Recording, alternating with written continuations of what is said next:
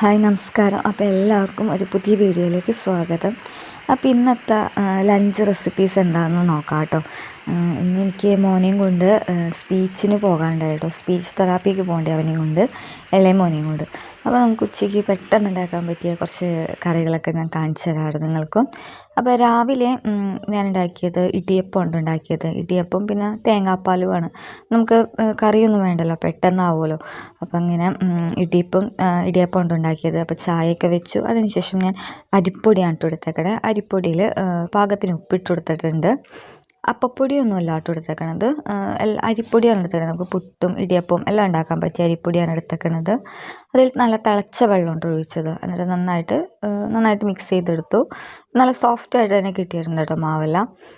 പിന്നെ ഇടിയപ്പം അച്ചിലിട്ട് നമുക്ക് ഫസ്റ്റ് തന്നെ ഇടിയപ്പം ഉണ്ടാക്കാം കേട്ടോ. അപ്പോൾ മോനയ്ക്ക് ഉച്ചയ്ക്കാണ് അവനിക്ക് ക്ലാസ് ഉള്ളത്. 2 മണിക്കാണ് കേട്ടോ. 2 മണി തൊട്ട് 2:45 വരെയാണ് അവനിക്കുള്ള ക്ലാസ്. ഇരിങ്ങാലക്കുടി ഉണ്ടോ അവനെ കൊണ്ടുപോകുന്നത്. അപ്പം അവനെ അങ്ങോട്ട് കൊണ്ടുപോകണത് കാരണം നമുക്ക് എളുപ്പത്തിൽ എന്തെങ്കിലുമൊക്കെ പെട്ടെന്ന് ഒരു തട്ടിക്കൂട്ട് കറിയൊക്കെ ഉണ്ടാക്കിയിട്ട് ഇവിടെ നിന്നൊരു 12:30 12:45 ആകുമ്പോൾ ഇറങ്ങിയാൽ അവിടെ എത്താം കേട്ടോ 2 മണിക്കൊക്കെ. അപ്പോൾ അതിന് വേണ്ടി രാവിലെ കറിയൊന്നും ഉണ്ടാക്കിയില്ല. ഇടിയപ്പം തേങ്ങാപ്പാൽ എടുത്തു. അപ്പോൾ പിന്നെ പെട്ടെന്ന് കഴിയുമല്ലോ പണിയെല്ലാം. അപ്പോൾ കടലക്കറിയാണ് ഞാൻ ഉണ്ടാക്കാറുള്ളത്, അല്ലെങ്കിൽ മുട്ടക്കറിയാണ് ഉണ്ടാക്കാറുള്ളത് ഇടിയപ്പത്തിൻ്റെ ഒപ്പം. പിന്നെ എനിക്കിഷ്ടം ഇടിയപ്പത്തിൻ്റെ ഒപ്പം തേങ്ങാപ്പാലാണ് കേട്ടോ. അപ്പോൾ അതൊക്കെ വേഗം ചെയ്തു. നേരത്തെ ഇതൊക്കെ ചെയ്തു കേട്ടോ. നേരത്തെ ഇതെല്ലാം ചെയ്ത് കഴിഞ്ഞിട്ട് പിന്നെ നമുക്ക് ഉച്ചക്കത്തെ ചോറും കറികളൊക്കെ ഉണ്ടാക്കി വെച്ചിട്ട് വേണം പോകാനായിട്ട്.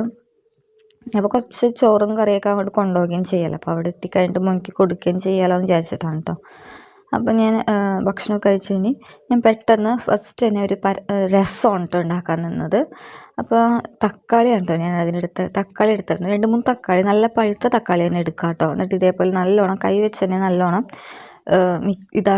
ഉടച്ചെടുക്കുക തക്കാളി. പിന്നെ ഉപ്പ് പൊടി ഇടുക, പിന്നെ മുളക് പൊടിയാണ് ഇട്ടേക്കണേ. പിന്നെ മഞ്ഞൾപ്പൊടി ഇട്ടിട്ടുണ്ട്, പിന്നെ നമ്മുടെ മല്ലിപ്പൊടി ഇട്ടിട്ടുണ്ട് കേട്ടോ. പിന്നെ കുരുമുളക് ചതച്ചതായാലും കുഴപ്പമില്ല കേട്ടോ. പിന്നെ ഇട്ടത് ഉലുവപ്പൊടിയാണ് കേട്ടോ. ഉലുവ വറുത്ത് പൊടിച്ചതാണ് കേട്ടോ ഞാൻ ഇട്ടേക്കണത്. പിന്നെ ഇതിൻ്റെ ഒപ്പം ഒരു കൂട്ടം ഞാൻ ചേർക്കാൻ മറന്നു കേട്ടോ. അത് കായപ്പൊടിയാണേ. അപ്പോൾ കായപ്പൊടി എന്തായാലും ചേർക്കാം കേട്ടോ. അത് കഴിഞ്ഞ് പിന്നെ ഇഞ്ചിയല്ല കേട്ടോ, വെളുത്തുള്ളി ചതച്ചതാണ് ചേർത്തേക്കണത്. പിന്നെ നമുക്ക് നമ്മുടെ പുളിയുടെ ആവശ്യത്തിന് പുളിയും കൂടി ഒഴിച്ചെടുത്തിട്ടുണ്ട് കേട്ടോ. അതിൻ്റെ കണക്ക് കറക്റ്റ് പറയാത്തത് എനിക്കങ്ങനെ പ്രത്യേകിച്ച് അളവൊന്നും ഞാൻ അങ്ങനെ എടുക്കാറില്ല കേട്ടോ. അതുകൊണ്ടാണ് ഞാൻ അളവ് കറക്റ്റ് ഞാൻ ഒന്നിലും പറയാത്തത്. ഞാനിത് യൂട്യൂബിൽ തന്നെ നോക്കി ഉണ്ടാക്കിയ രസം കേട്ടോ. അത് എൻ്റെ സ്വന്തം റെസിപ്പിയൊന്നും അല്ല. ഞാനിത് യൂട്യൂബിൽ തന്നെ നോക്കിയാണ് ഇത് എങ്ങനെ ഉണ്ടാക്കാൻ പഠിച്ചത്.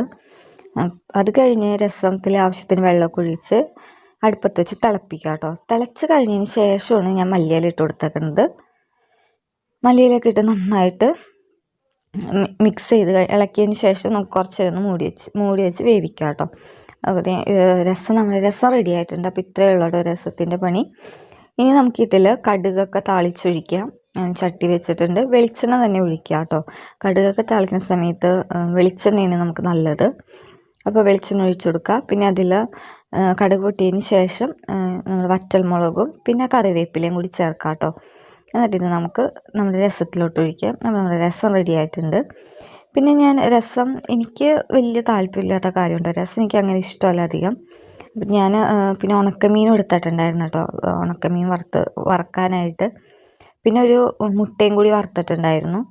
അപ്പം എനിക്ക് മുട്ട വറുത്തതും ഉണക്കമീനും ഭയങ്കര ഇഷ്ടമാണ്. അപ്പം അങ്ങനെ കഴിക്കാമല്ലോ. അതേപോലെ തന്നെ ഉണക്കമീൻ എപ്പോഴും മേടിച്ച് വെക്കാറുണ്ടെന്നുണ്ടെങ്കിൽ രസം, പരിപ്പ് അങ്ങനെയൊക്കെ ഉണ്ടാക്കുമ്പോൾ നമുക്ക് ഉണക്കമീനാണല്ലോ അതിൻ്റെ ഒപ്പം നല്ല കോമ്പിനേഷനായിട്ടുള്ളത്. അപ്പം ഞാൻ രസം റെഡിയായി കഴിഞ്ഞപ്പോഴേക്കും ഉണക്കമീനൊക്കെ എടുത്ത് കുറച്ച് നേരം വെള്ളത്തിലേക്ക് ഇട്ട് വെച്ചതാണ് കേട്ടോ ഉണക്കമീൻ. എന്നാലേ അതിൻ്റെ ഉപ്പ് ഒന്ന് പോയി കിട്ടുള്ളൂ. അത് കഴിഞ്ഞ് നന്നായിട്ട് ക്ലീൻ ചെയ്തെടുത്ത് ഉപ്പ് പൊടി ചേർക്കരുത് കേട്ടോ. മുളക് പൊടിയും പിന്നെ മഞ്ഞൾപ്പൊടി മാത്രമേ ചേർക്കാൻ പാടുള്ളൂ. ഉപ്പ് മീനായതുകൊണ്ട് നമുക്ക് പിന്നെ ഉപ്പ് ചേർക്കേണ്ട ആവശ്യമില്ലല്ലോ. അപ്പോൾ ഇതെല്ലാം നന്നായിട്ട് മിക്സ് ചെയ്ത് ഇത് കുറച്ച് നേരം ഒന്ന് മസാലയൊക്കെ തേച്ച് വെക്കുക കേട്ടോ. അത് കഴിഞ്ഞിട്ട് നമ്മൾ വറുക്കണ സമയമാകുമ്പോൾ അതെടുത്ത് വറുത്താൽ മതി. അപ്പോൾ ഒരു അരമണിക്കൂറെങ്കിലും നിന്നാൽ ആ മസാലയൊക്കെ നല്ലോണം പിടിച്ചോളൂ. മസാലയൊക്കെ ഞാൻ തേച്ച് വെച്ചിട്ടുണ്ട് കേട്ടോ. അത് കഴിഞ്ഞ് പിന്നെ അതൊന്ന് ഫ്രൈ ചെയ്തെടുക്കാം. അപ്പോൾ ഇത്രയേ ഉള്ളൂ കേട്ടോ. രസം ഉണ്ടാക്കി, പിന്നെ ഉണക്കമീൻ വറുത്തു. പിന്നെ ഉള്ളത് പിന്നെ ഒരു മുട്ടയുണ്ട് വറുത്തത്. അത് സാധാ വറുക്കണ പോലെ ഉള്ളിയും പിന്നെ പച്ചമുളകും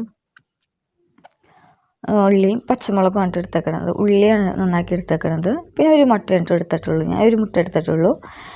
ഉള്ളി പച്ചമുളകൊക്കെ നന്നായി എല്ലാം കൂടി ഒന്ന് മിക്സ് ചെയ്യുക. എന്നിട്ട് അതിൽ കുറച്ച് ഉപ്പിട്ട് കൊടുക്കുക. പിന്നെ ഞാനൊരു ടീസ്പൂൺ പാൽ ഒഴിച്ചിട്ടുണ്ട് കേട്ടോ. പാൽ നല്ല ടേസ്റ്റ് ഉണ്ടാവും. മുട്ട മറ്റേ നമ്മുടെ ബുൾസൈ ഓംലേറ്റ് ഉണ്ടാക്കുമ്പോൾ നല്ല ടേസ്റ്റ് ആയിരിക്കും പാൽ ഒഴിച്ചെടുത്താൽ.